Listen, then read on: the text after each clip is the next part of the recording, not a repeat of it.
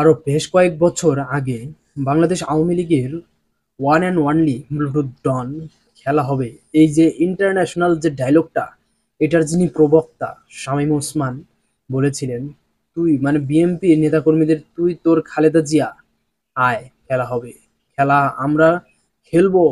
এখন সেই খেলা শামীম ওসমানের উপর অনেক ভারী পড়তে যাচ্ছে। ৫ই আগস্ট আগেই কিন্তু পালাই গেছিল শামীম ওসমান এবং তার পরিবার।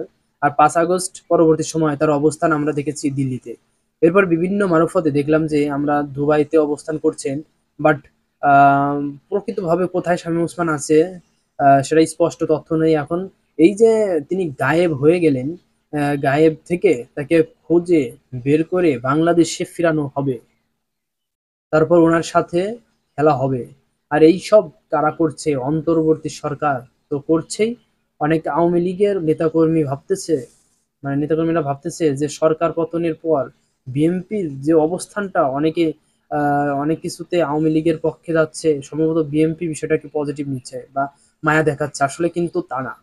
সিচুয়েশনটা এমন, বিএনপি ওই জিনিসগুলোতে শক্ত হচ্ছেন যেগুলো তাদের জন্য দরকার। যেমন সংবিধান, এই ৭২ সংবিধান বিএনপির জন্য দরকার। রাষ্ট্রপতি আওয়ামী লীগের সাথে পীড়িত না, নিজেদের প্রয়োজনে রাষ্ট্রপতিকে রাখা দরকার। আরো অনেক কিছু, এগুলো বিএনপি নিজেদের স্বার্থেই করছে, কিন্তু আওয়ামী লীগের কঠিন বিচার করবে ক্ষমতায় আসলে, এটা বাস্তব। আর অলরেডি পুরো আওয়ামী লীগের মধ্যে শামীম ওসমানকে নিয়েই খেলা শুরু হয়ে গেছে। বিএনপির জাতীয় নির্বাচনী কমিটির সদস্য এবং নারায়ণগঞ্জ জেলা বিএনপির আহ্বায়ক অধ্যাপক মামুন আহমেদ, তিনি ঘোষণা দিয়েছেন, শামীম ওসমান তোমার সাথে খেলবো, বিএনপি খেলবে। যাহা ছাত্র জনতার উপর গুলি চালিয়েছিলে, এই সকল অপরাধ, নারায়ণগঞ্জের দীর্ঘদিন সন্ত্রাসী কর্মকাণ্ড চলে এসেছে শামীম ওসমানের নেতৃত্বে, তাদেরকে আহ বাপ ছেলে দুজনকেই দেশে এনে বিচার করা হবে।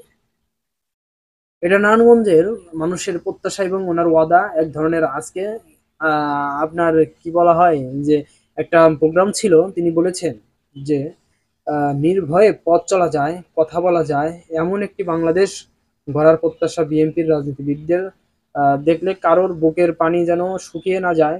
আর অতীতের এই নারায়ণগঞ্জ সকল কিছুর সাম্রাজ্য, গুন্ডামি পান্ডামির একটা আখড়া বানিয়েছিল শামীম ওসমান এবং তার পরিবার বা রিলেটিভসরা।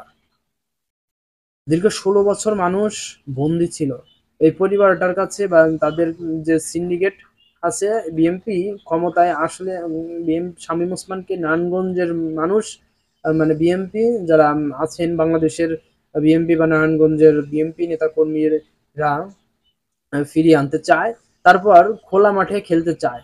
কতটা খেলোয়াড় তিনি হইছেন। বিএনপি কিন্তু কঠিন কঠিন কিছু কর্মকাণ্ড করবে, এটা মনে রাখেন। যদি পারে আর কি, সরকারের থাকলে অনেক কিছু পারবে, না নাও পারতে পারে, বাট খেলা হবে শামীম ওসমানের সাথে, এটা কিন্তু ঘোষণা দিয়ে দিচ্ছে। সবাই ভালো থাকুন।